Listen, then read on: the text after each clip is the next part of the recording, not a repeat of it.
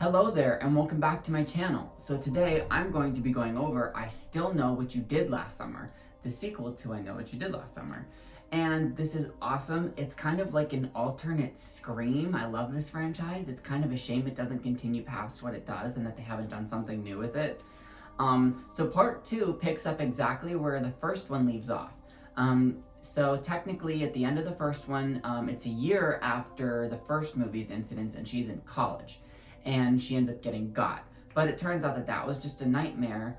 And when we open up in this one, she's still dealing with those nightmares because of not being able to put to rest what happened. She kind of feels like there's a loose end. Lo and behold, someone is still out there and still knows what they've done. So a year after it already happened in the first movie, someone is yet again out to get Julie James, and they go to the Bahamas. And with all of that being said, I think we should get into I Still Know What You Did Last Summer. Leave a man for dead. Make sure he's really dead. I have a lot of enjoyment with this one. It's really fun. I love the concept of continuing the story. In the first movie, in the first opening act, we're kind of like grabbed and hooked by the fact that they hit someone. So this one kind of feels more already off the bat like a typical slasher movie because we know that there's like someone out to get this girl. So when the creepy scenes already start, the tension is already up. I love seeing Jennifer Love Hewitt back in this role. I love whenever stories continue on something that's traumatic. I love seeing a character in the aftermath and then right before they're about to go into something new and then during. I think this is just as good as the first one, if not maybe a little bit better in some parts. That might be a personal thing. I catch myself watching it a little bit more than the first one sometimes, just because it's fun. And also, Scary Movie is beat for beat I Know What You Did Last Summer, so it's kind of fun to watch the second one because it's fresh-ish. I love the concept of going to the Bahamas because it's a fun change of scenery and location, and I like the payoff that they end up doing with it at the end. So here we are on this island, and it's supposed to be this magical tropical weekend getaway, and everything that is supposed to be taking place in 4th of July in the South Borough or port or whatever the place that they live in is supposed to be out of sight, out of mind for Julie. She is not focusing on that right now. Until they show up at the hotel and they're starting to drink and have fun, but they realize that it's the off season, which is a little weird, but they don't pay any mind to it. As they continue to go, she keeps noticing weird messages like I still know what you did last summer, as she's like doing the karaoke, or she's like finding bodies everywhere, or like notes. And it's making her look crazy. The killer is setting her up to look insane, just as he was doing in the first part, but if not more, to the extent to this one, because of everyone wanting her to think that it's literally a PTSD thing that she's going through. So I like Julie's friend in this one, Carla. She's a fun final girl, and she's has good energy. I like their chemistry together, and I like that you can tell that they really care about each other. Her boyfriend gets on my nerves a lot because he's like so sexual and that's all he ever does, but I love how they kind of have that there, and that she's kind of like never pays attention to it because she's like, hello, I'm trying to take care of my friend because I'm a good friend. And so that's kind of a cool aspect of it. It takes a minute to a little bit get going. There's little things here that keep it interesting, but once this movie picks up, I mean, it really, really goes. I love all of the different tension scenes and the little subversions that they make you think are gonna happen. Everyone at the hotel kind of seems a little bit weird and like they might be in on it. So whenever they make friends with the bar counter girl, and then that weird front desk guy is a little rude, everything is kind of putting them in a position where they're being like taken back. But I love the atmosphere of this movie, especially since it's on a tropical Bahamas thing at nighttime. I love the water.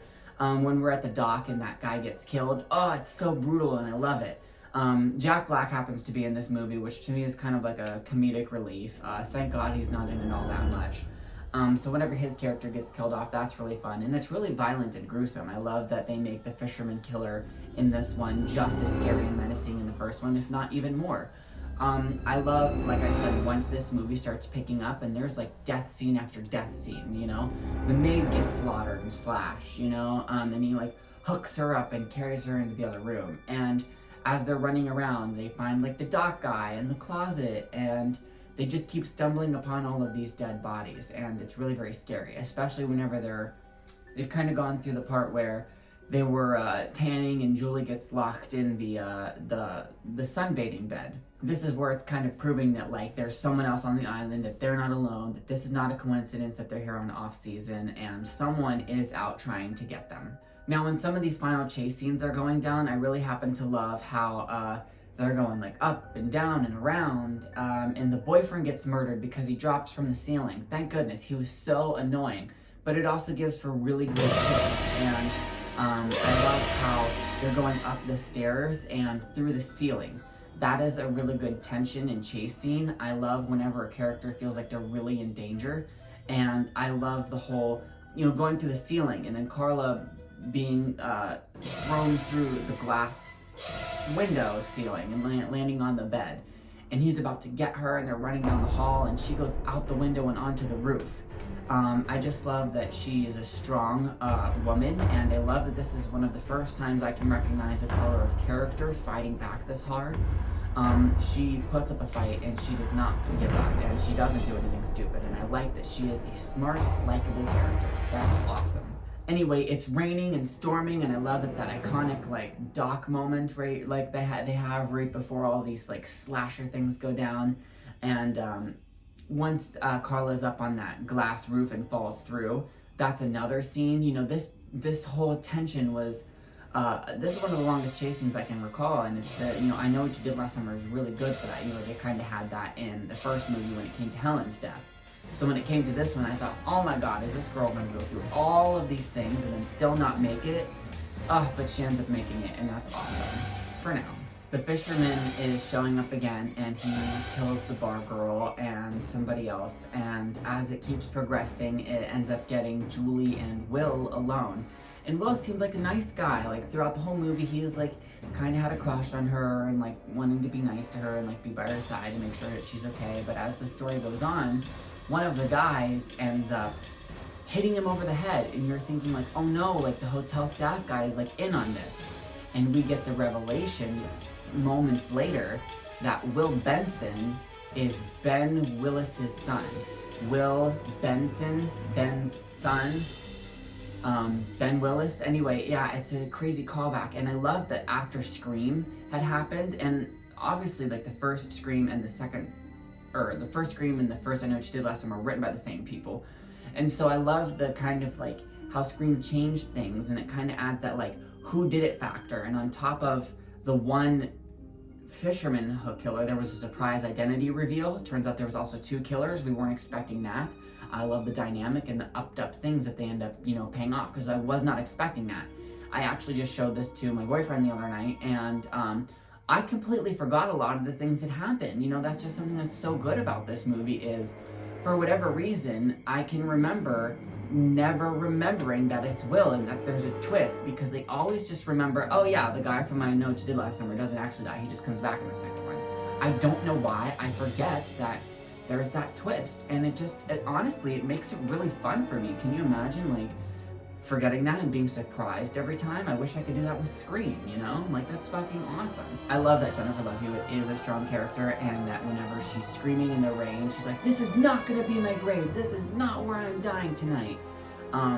She just puts up such a fight, and I love how throughout the whole film, her boyfriend Ray is trying to get to her, after being attacked viciously on the main island, and then trying to get to her throughout the whole movie. He is persistent, and it shows that he loves her, and it shows that he cares. And if he was not there, and if he did not be as persistent as he was, Julie would not have made it out of there alive. And she owes, they all owe their lives to him. And, thank goodness for this character, and thank goodness for his actions and his heroicness. I love how they give you just as much exposition and story and backstory to everything that was going on between, the fisherman killer and his son, and whenever everything's about to go down and you think that they're about to strike Julie, and the other guy gets out of the way, and she gets out of the way just enough time that he ends up murdering his own son as the fishhook plows into his chest, and he's screaming with regret. And that would have been another revenge plot had he survived this movie. Of course, he'd be even more pissed now. And you can see that anger in his eyes, because his daughter's already been killed, and then he's lost everything, and then now he just accidentally killed his own son, and he's watching him die, and he can feel that pain.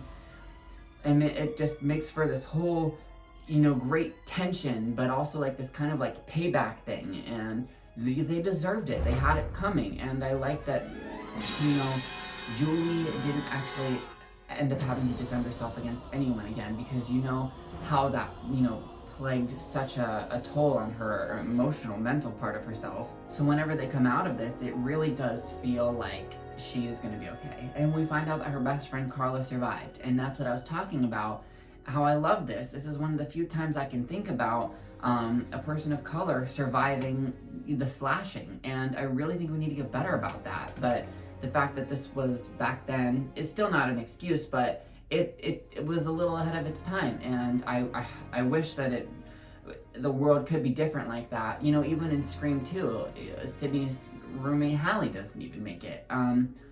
But that's something I really love about this, is that they made a strong, likable character who was a person and woman of color survived. And that just kicks this aspect of this movie up a notch for me as well. So just like in true fashion of how the first movie ended, we get this last couple 2 minutes about her and Ray being together and living in the house whenever she gets gotten by the killer underneath of the bed. Now that could be a true end to the series if you want to think about it. Or what I like to do is, as she's coming up the stairs, she says a line of dialogue like, hey, you know, you let me fall asleep on the couch, you know, blah, blah, blah, blah. And then she's like coming up to bed. In my opinion, she did fall asleep on the couch, and this is just a bad dream in order to give, you know, the movie a fun cliffhanger ending. It's a shame that they don't continue this story into the third chapter. I really wish that they would have, but they didn't. Since everything is kind of coming back these days, it would be super awesome to see Jennifer Love Hewitt back in this role. It would be awesome to have a direct sequel to part 2, you know, kind of replacing the third entry. And yeah, that was my review for I Still Know What You Did Last Summer. I think it's a great part 1 and 2 chapters. I love how they fit together. I have never seen the third one, and I'm going to be doing it soon. Doesn't look like the best movie ever, but I'm still a little bit intrigued by the premise of it. And yeah, let me know what your thoughts are in the comments. What did you think about it? I remember for the longest time not even knowing there was a sequel, so whenever I found that there was, I was really thrilled by it, and it might be why I kind of like it a little better than the first one. Like I said, I love 90s slasher movies and early 2000s things, and this whole kind of like genre just fits so well with me, and I love the eeriness and the vibe. It's a shame that people don't talk about the slasher fisherman killer more, you know, because he's iconic to me. I love Ghostface, him, and Michael Myers. Well, Michael Myers and Ghostface are my 2 favorites. You know, and then we'll see where Freddy and Jason fit into there after I finish their franchises and, you know, become more used to them. Speaking of Ghostface, I just got this little Ghostface pop the other day. It was supposed to be a Christmas gift, and it ended up coming a lot of months late, obviously. But yeah, it's not one of the originals. We had tried to get one of the originals, and we had paid the amount of money. But when it showed up, it turns out it was a knockoff, and I was upset a little bit, but I'm still happy to have it because it's still a cool item, and it still looks almost identical. It's still a physical thing that I didn't used to have, and it's part of my collection. He can sit here with Michael Myers and have just as much of a good time, and it's adorable. I love it.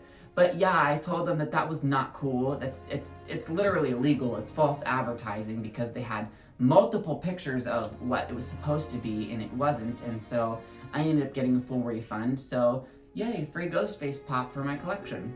Anyway, let me know your thoughts down in the comments, and be sure to check out some of my other videos. I've done a bunch of different genres, and I plan to do a bunch more. And stick around for whenever I post something new, and thanks for watching. Alright, I'll see you next time. Bye!